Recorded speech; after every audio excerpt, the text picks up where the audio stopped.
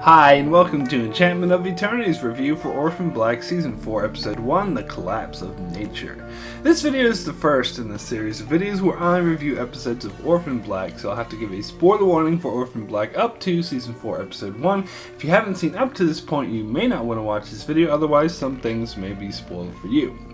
So I decided to do weekly episode reviews of Orphan Black because, hey, why not? I'm watching the show, so why not review it? However, I'm not the biggest Orphan Black fan. I thought the first season was amazing, but thought that it has been going slowly downhill since then. But since I'm watching, I decided I might as well review. But these reviews will be really quick reviews where I give my overall feelings of the episode. I won't go into a full-on recap as I tend to do with some of my other episode reviews. So this episode was a really bold choice for a season premiere to start off entirely with a flashback episode to Beth before the events of the first episode of the entire show occurred. It was a bold move, and I thought it paid off in spades. In fact, I found this episode reassuring in many ways, as I thought the first season was great, but the show has gotten a bit more ridiculous as time went on, so I like how this episode takes us back to a time when the show was still good and manages to recapture the magic of the first season really well.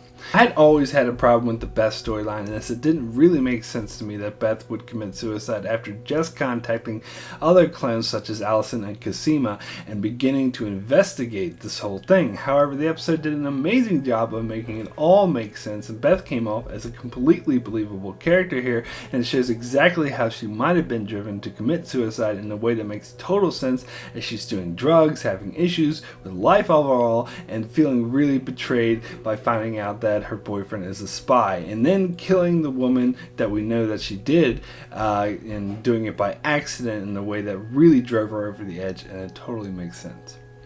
And it was great seeing many characters from Season 1 who have since died, such as the guy with the weird tail, Max Headroom, and all of them. Of course, the main takeaway is that we're introduced to the character of MK, who will come into play later this season. So it seems mainly the purpose of having this flashback was to establish this character, who is very paranoid and tends to have a lot of information of the Neo-Illusionist, and it was her who was responsible for telling Beth about her being a clone and alerting her to all the other clones in the first place, which makes total sense that Beth wasn't the one who uncovered the whole thing herself. Although it wasn't just MK this episode introduced us to, as likely the whole plot of the Neo-Illusionists will have relevance for the rest of the season, including the police union rep who is a Neo-Illusionist plant. So I'm sure we'll see him again later on this season.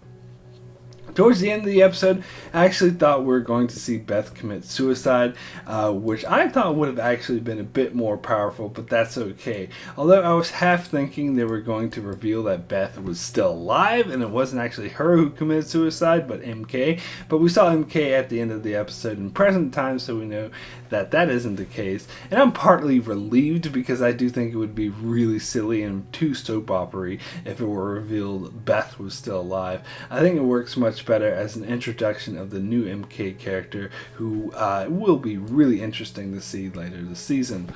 So overall, this episode got me really excited for Season 4 overall, and I hope that it tries to recapture the magic of the first season and not go too crazy, although they already have some ridiculous character and plot points that they can't really go back on. But I hope that they try to focus more on what made this show great in the first place. And this episode also makes me hopeful because it was good.